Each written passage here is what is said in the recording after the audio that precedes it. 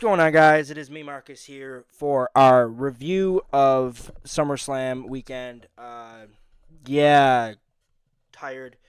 Had a long weekend working, but this is great. We didn't live stream this. We haven't live streamed in a while. I think our last live stream was Worlds Collide. Uh, but let's get into it. Night one: Roman Reigns, Jey Uso versus Braun Breaker and Bronson Reed. This was a good match. Great start to night one. I'll say both nights had great starts. Roman Reigns and Bronson Reed really stole the show on this. In the end, Roman Reigns takes the spear from Braun Breaker, uh, and Jey Uso hits the super kick and then hits his finisher, and they win. Ultimately, I'm not surprised. Roman Reigns did win. He was gonna win this match no matter what because he's going off to quote unquote shoot Street Fighter. So yeah, I would give this. I'll be as Bleacher Report gave it a B plus. I'll give it a B plus too. Um, so let's get into the next match. This is where I think it starts to fall off. Alexa Bliss and Charlotte Flair versus the Judgment Day.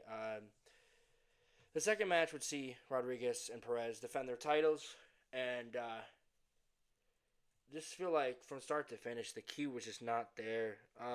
But Charlotte Flair does look like she's having some good time. She's having a great time out there. Ultimately,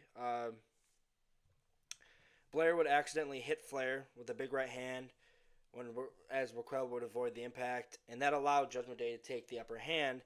But in the end, Flair would take out Rodriguez with a big boot instead of. It looked like she was going to take out Alexa, but it ended up being Raquel that got taken out. Ultimately leading to Bliss hitting the Sister Abigail for the win. I give it a B. We knew this was going to happen. Raquel Rodriguez and Roxanne Perez are more likely going to head into a better direction as we get ready for Liv to come back. And when Liv comes back, she's ultimately probably going to be a babyface. So give it a B. Then we had Karrion Kross and Sami Zayn, and I love Sami Zayn, but Karrion Kross, he needs the push. The fans are over. He's organically over. This is not Vince McMahon in charge anymore. It's time to wake the fuck up, WWE, and finally, do the right thing. So this was about as fast, as slow pace as it should have been. It's a rematch after Night of Champions. I kind of figured if I knew Zayn was probably going to win this feud, but I thought having Cross win on Monday night instead of a PLE was terrible. It was a terrible choice. But all in all, in the end, um, Sami Zayn avoided the steel pipe by hitting a Blue Thunder Bomb for a 2 count. Uh, he picked. Then it says he did. He picked up the pipe, and Scarlett was actually encouraging. So they were trying to get Sami Zayn to turn. So I think Sami Zayn, they're slowly showing that Sami Zayn might turn. Kind of the same thing with Cody, which we'll get into later. Zayn would then hit a Haluva kick and defeat Cross. I gotta give this a C. I'm sorry, but I didn't like this match. I was at work majority of night one as well. I didn't really get to see the final match until I got home and I got in time. So, but then there's Tiffany Stratton, Jade Cargill. Short to the point. Short and sweet. Jade Cargill is not ready. She's not ready. Ultimately, I am not shocked that she lost this match because 100% she's not ready. So it's a little bit right now. Tiffany was arguably the best. She was dominating this match from start to finish, and she hit her finisher. But it said Stratton was too close to the ropes for her pin. So like I said, I didn't really watch this match. But she did stay a champion, and she stayed on as the champion and set up for Jade. So Jade Cargill did her finisher, and she was too close. So she botched again. Again, it's not shocking that Jade botched. This proves my point that she's not ready. Ultimately, Tiffany would hit the prettiest moonsault ever to win. Even this says right here, Bleacher said, while most of the match was good, the ending felt a little abrupt. So I gotta agree with them on that. But I want to form my own opinion. I can't really say much. This was a short and sweet match. I think a lot of these matches in night one felt rushed. Even the co-host Ryan agreed. We talked about it during work today. So I give this one a C plus. Then we had which is probably arguably the match of the night before the main event: Jelly Roll, Randy Orton, Logan Paul, and Drew McIntyre. Logan Paul and Jelly Roll, they did their thing, man. That spot when he did the frog splash onto the table, uh, it was awesome. Drew McIntyre and Randy Orton just they were on along for the ride. Great match. Drew McIntyre did do a few shots before he knocked the musician down with a headbutt. Uh, then again, McIntyre would put Jelly Roll on the announcement table, and Logan Paul would do that amazing frog splash where he soared and crashed. It was amazing. Ultimately, Randy Orton or Logan Paul and McIntyre would win this match, rightfully so. McIntyre needs a win. I think this is where you need to start pushing Drew towards the main event scene again. Now that Cody's champion, you give him an opponent. I would save Drew though. I think Drew, if he gets another title shot, he needs to win it. I don't think it's just too early to maybe put him in there, but you put him in more main event. You put him more in the main event picture. He's just not going to be there, right? If he's going to be in a match, it's going to be a multi-match where he doesn't get pinned. I think ultimately Randy Orton is going to turn heel, and we're going to get Randy Orton versus Cody Rhodes down the road. I think ultimately Cody's going to turn heel as well. Eventually, probably at WrestleMania, coming closer to WrestleMania 42. I'm going to put it on the line. This is going to be a hot take. I think Drew should turn babyface soon because he's starting to get slowly over with the crowd again. Ultimately, though, give it a solid C+. A good first match for Jelly Roll. Let's get into the main event. CM Punk and Gunther had a hell of a match. This arguably probably saved night one. Back and forth, and then Punk through Gunther was dominating Punk for some part of the match, and then Punk put him over the announcer table, and Gunther was gushing blood. It was cool. I think he broke his nose and everything, and it was a really good visual of Gunther selling it really well. Ultimately, though, Punk would hit the GTS to finally pin Gunther to win the world title, and it looked like, well, maybe Seth is hurt, maybe Seth's hurt, but they were dragging, and we knew like there was like maybe 30 to an hour left of the show, more like 30 minutes. So they were dragging for like 10 to 15 minutes, and then finally, burn it down. Seth comes out, but he's in crutches, so it's like, oh shit. Then he turns around and starts walking away, and it's like, oh, maybe that was just a warning. Nope. Seth stops, and that visual of him stopping for the moment, and then he throws his crutches away, takes the knee brace off, and he head towards the ring. This was the heist of the century part 2. It's not going to top the WrestleMania moment in 31 where he cashed in on Brock and Roman, but it's up there. It's definitely up there. Seth would then get in there, start beating up CM Punk with the. CM Punk would fight back. He would fight back. But then Seth got the upper hand, hit him with the freaking briefcase over and over and over and over again until Seth hits the stomp to finally 1, 2, 3 put an end to it. The worst kept secret. This was a work from the start. Seth Rollins is the new World Heavyweight Champion. A 7 or 6? I think a 6-time world champion.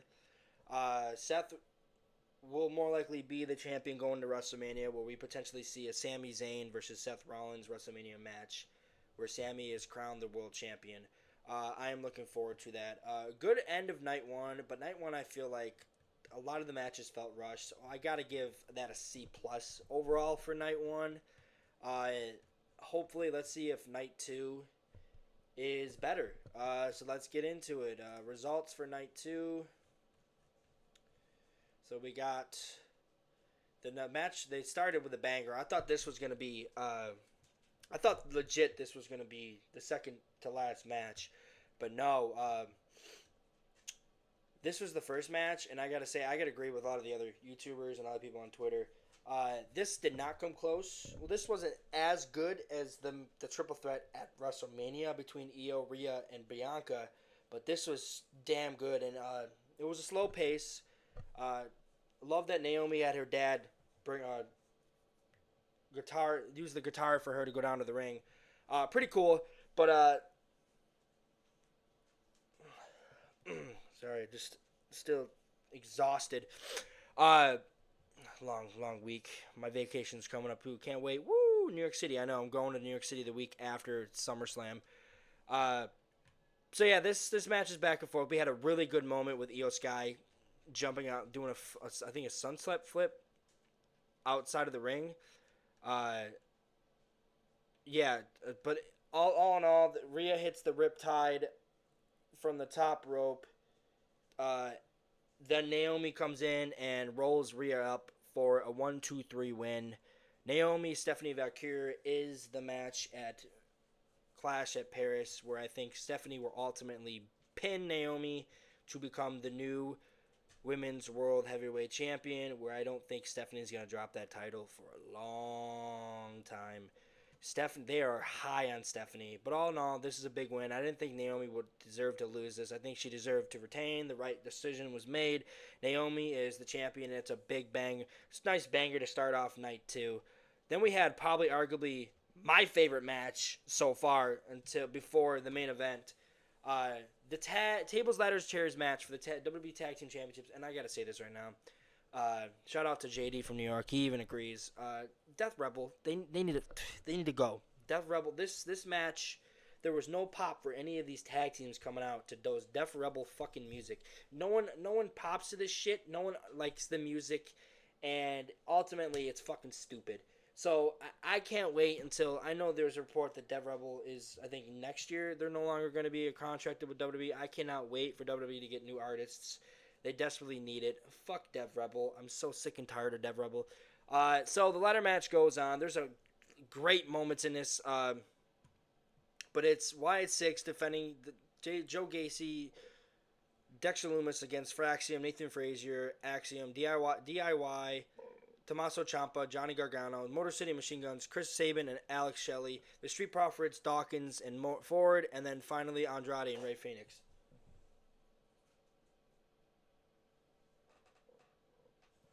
I got distracted for a minute. Ultimately, the Wyatt Six would win this, but there's a couple moments in this match, especially I think it was Axiom with that flip, that the Santon or Hurricane Rana flip into I think it was he flipped Dawkins into I think Ciampa or Phoenix, someone. They were laying on one of the tables and they flipped over, and oh my god, it was vicious and it was beautiful. Fraxium, they're gonna be the tag team champions soon. But then there was the moment with Johnny Gargano and Candice LeRae. No, Michael Cole, not Candice Michelle, Candice LeRae. She goes through double tables, and then there was a moment I think Andrade and Phoenix jumped on Andrade to grab the title. It was cool. All in all, but this match ends with then Uncle Howdy. Before I said Uncle Howdy comes in and starts wrecking havoc. Luke Rowan comes in, or Eric Rowan comes. Luke Rowan. I'm thinking Luke Harper. May he rest in peace, Brody Lee.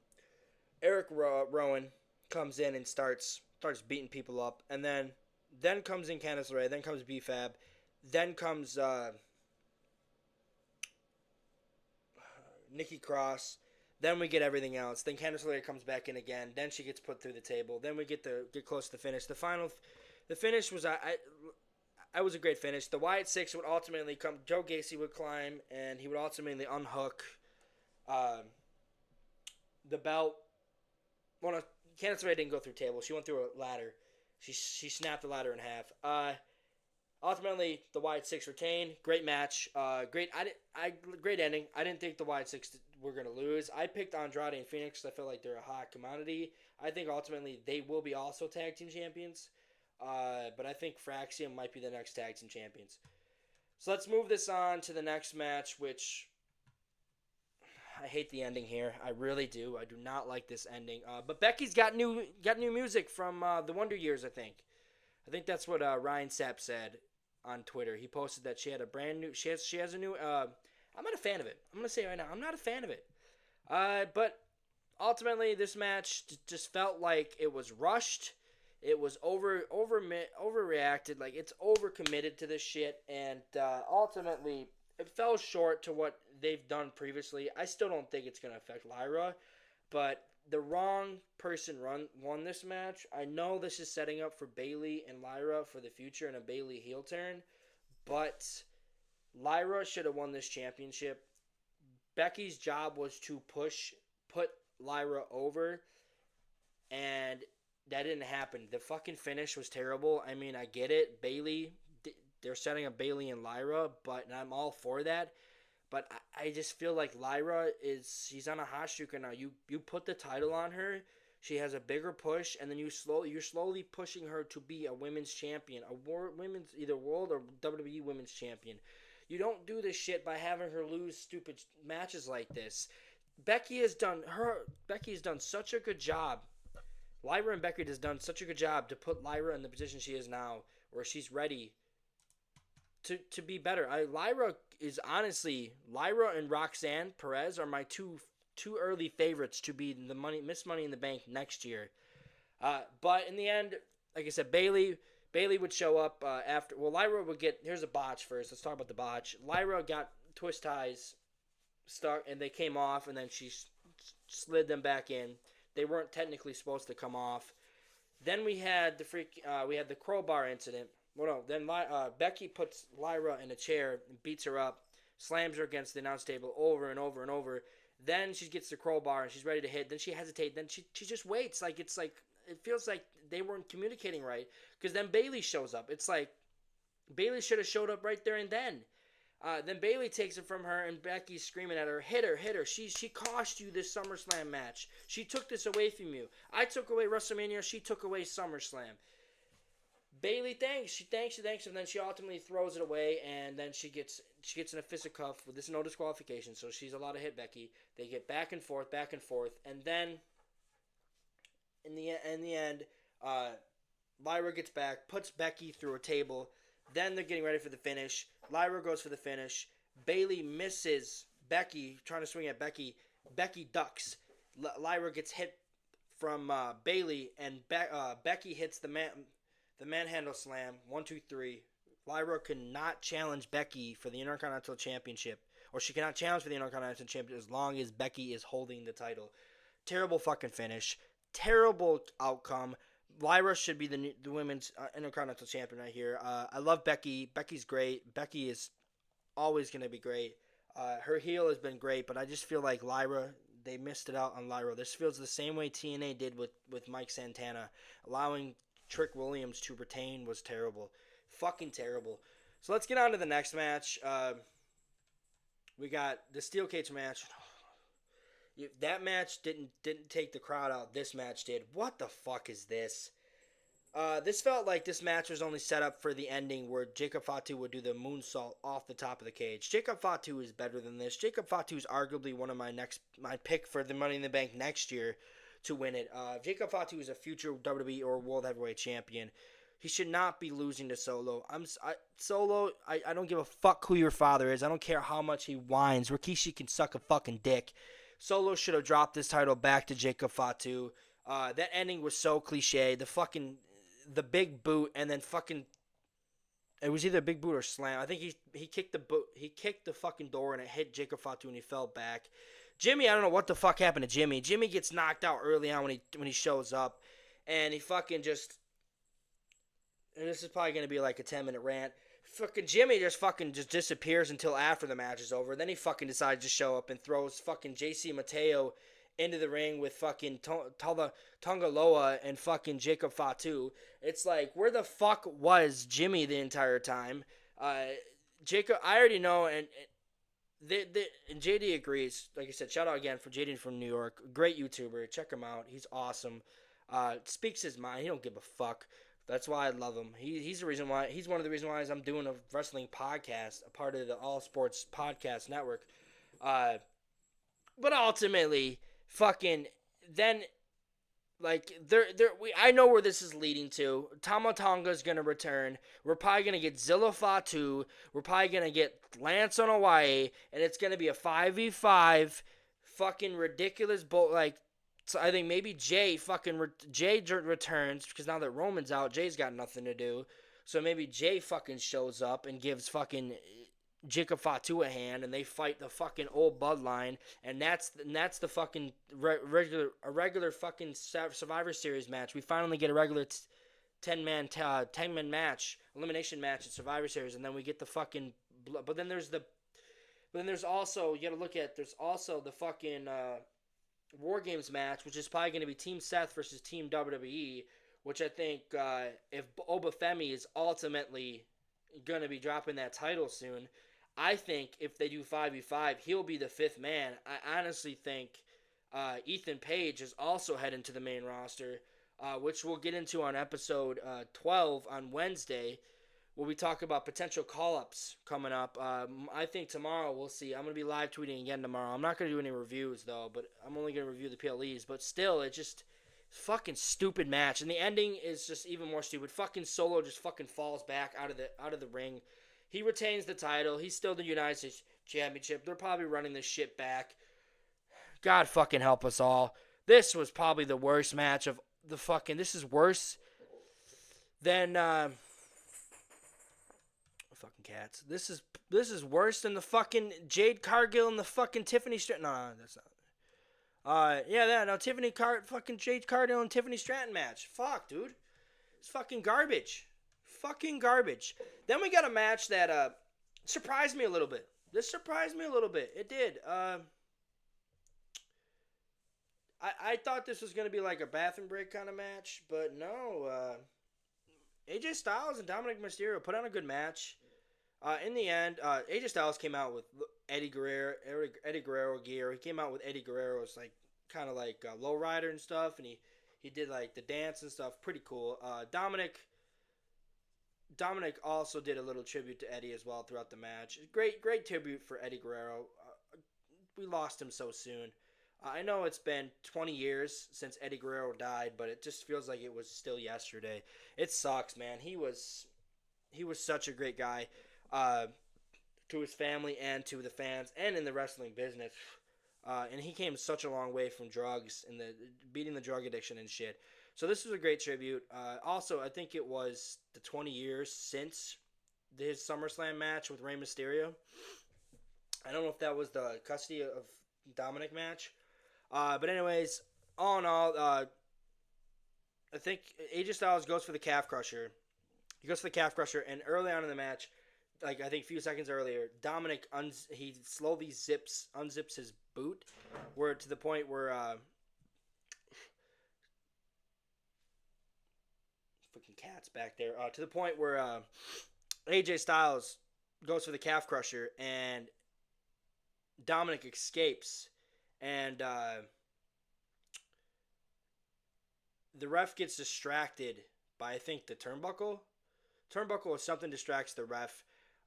Dominic then uses his boot to hit AJ Styles. Then he hits his finisher, the frog splash. 1, 2, 3. Dominic retains. Hopefully they run this back at Clash. It's gonna be great, and that's gonna be in Paris, where all the the American crowd cannot handle Europe and Asia. Overseas crowd. So I can't wait for the end of the month when they're in Paris, because that crowd's going to be awesome. If it's as good as the crowd was in France for Backlash last year, it's going to be great. I think it was last year. Yeah, it was last year, because we had Damian Priest versus Jey Uso. So we get into the final match, the main event. Will this be better than their Night 2 main event of WrestleMania? The short answer is yes. The long answer is fucking hell yes. John Cena's back, baby. I thought ultimately Cody Rhodes was going to turn heel. He looked like he was going to turn heel throughout this match. He had the belt in his hand. He was going to hit him. Then he took off the buckle, and he hit him with the buckle 3 times. Hit 3 crossroads. Cena kicks out. Cena hit three attitude adjustments. Cody kicks out. Cena hits a big attitude adjustment, kicks out. Cody hits a Cody cutter into the table. Cena kicks out. Cena puts Cody through an announcer table early on in the match. Cody kicks out. Cody and them fight off, and they get to where Cody's entrance. They rise up. Which I gotta say, in the beginning of this, Cody having his dad speak about him, in quoting him, the late Dusty Rhodes, was awesome. Would you two stop it? Was awesome. Freaking cats are arguing. That's when we have 5 cats. I don't know why. Um. So yeah, awesome. And then like I said, they were fighting, and then we're usually Cody rises for the entrance. Cena has him on his arm, he has him on top of him, and he has that look like he's heel, but he's not. He's a babyface. Throughout this entire match, Cena looked like the babyface, and like Cena even he looked at the title and thought for a second, but then he threw it away and said, "No, I'm not doing that." Ultimately, it was after the I think it was after the Cody Cutter. It was after the Cody Cutter that Cody Rhodes did a single good night, and he hit the one final crossroads. No, it was after. It was after Cena did that, and I think that was it. That was it. Uh, so then he hits one final crossroad. 1, 2, 3. Cody Rhodes is your new undisputed WWE champion. He's a 2-time WWE champion. He is arguably he's going away for a little bit because he's going to be shooting Street Fighter like Roman. I think Cody will be back. I don't think he's going to defend the title at Clash. That's why the next thing that happened tonight happened. Also, probably why they got rid of the premium post show conference where they do the questions and shit like sports. But ultimately, Cena and Cody hug it out. Cody raises Cena's hand, and Cena's basically a face. Cody walks off. He's the new champion. No heel turn tonight. I'm not shocked. I do think ultimately Cody will be a heel eventually. I think he's going to turn heel at the end of this championship run. Cody will more likely not be back until probably Perth, Australia. So Cena's probably going to be, which is why it's like a little questionable why that Cody won this championship. But then you have the next moment because that's probably what Cena's going to be doing for the next couple of months. And then when Cody comes back, he's going to be feuding with either Orton or Drew McIntyre. Probably both. I honestly would do all 4. I would throw Logan Paul in there too. So then we get Cena is still in the ring. Fans are saying, "Thank you, Cena. Thank you, Cena." But then, ultimately, before that, Cena would hand Cody Rhodes the championship after he won it. But Cena's in there, and then boom.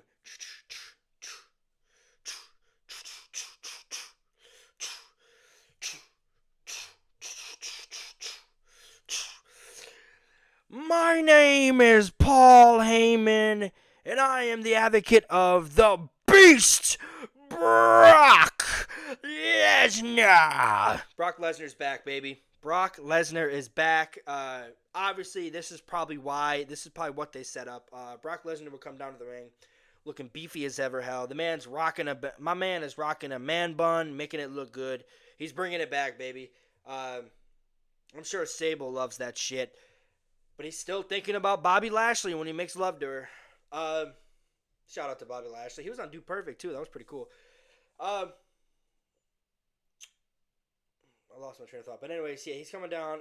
Then Cena looks terrified. And then Brock Lesnar gets in the ring, and he starts beating up John Cena. Hits the F5, and that's where we end. Brock Lesnar standing over John Cena. We're heading towards probably Clash at Paris. John Cena versus Brock Lesnar. I'm all for it. I wouldn't mind if these two do like 3 matches. But I ultimately think the final match for John Cena will be The Rock, which is why I thought The Rock would show up tonight and cost John Cena to set up their match for the last Saturday Night Main Event, which would be John Cena's last match. I think it's in Boston itself will be his last match. But ultimately, yes, this was a great match. 8+, just like Bleacher Report gave here. I got to give him an A+ as well. All in all, this just blows their last match out of the water at WrestleMania. That one felt so rushed, and that ending was so terrible. This ending was better, and the Brock Lesnar return was great.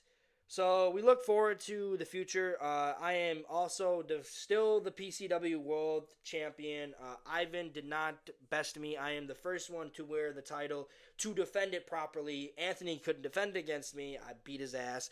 I am now on my way to Heatwave and Forbidden Door to defend it twice. Then to defend it at Clash of Paris. The winner of that weekend will be defending it at Clash of Paris. And then I think we're going to take it off. But also stay tuned for Wednesday as we get ready to review. I want to get Ryan and Justin's review of this. Cheryl's review. Cheryl will be back. She's at her dad's. She'll be back tomorrow. Uh, so, anyways, yeah, that is the review of SummerSlam. Thank you guys. Check out our Twitter now, IWC World Wrestling Podcast.